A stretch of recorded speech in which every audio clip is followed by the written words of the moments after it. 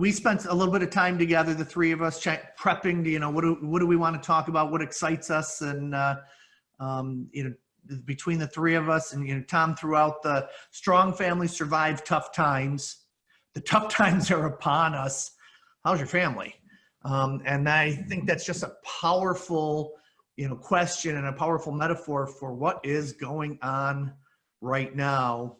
And, the first point that we talked about was the fact that, what are the things that strong families do differently than families that don't? And the strong families major in the majors. And so I guess let's start there. What are the majors? Tom, why don't you kick us off on that, and then Shawn and I will, bounce back and forth with you a little bit on, where that takes us. Sure. Well, yeah, the title, first of all, comes from, I've been doing this for quite a while, and we've gone through a number of issues before.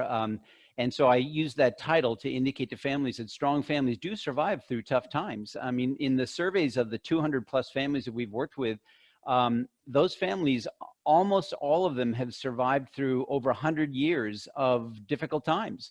And by definition, that means they've gone through the epidemic that we had before, the Spanish flu. They've lived through world wars. They've lived through the Depression. Somehow these families got through some very difficult times, and it's very few that did, but what were they doing differently?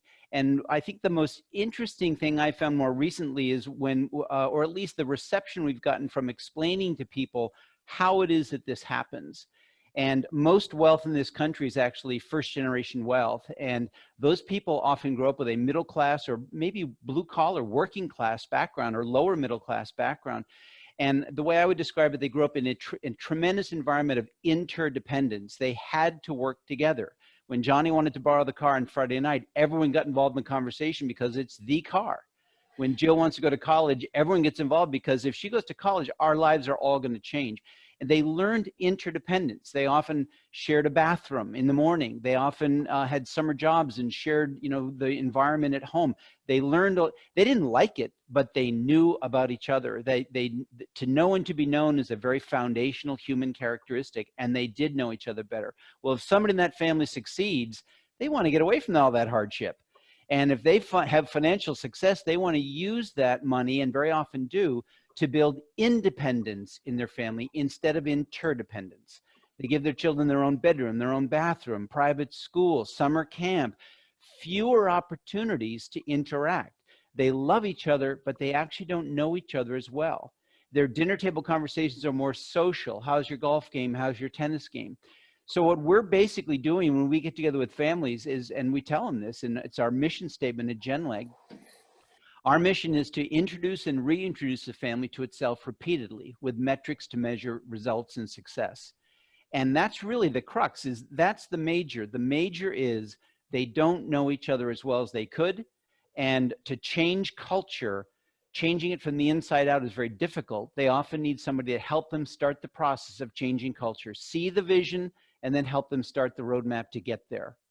So that's a little how we do it.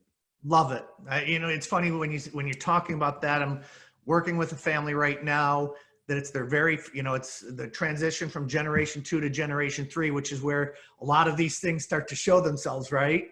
And what we're setting up a family meeting, and the family's getting together for a weekend, and we're just doing a 3-hour session.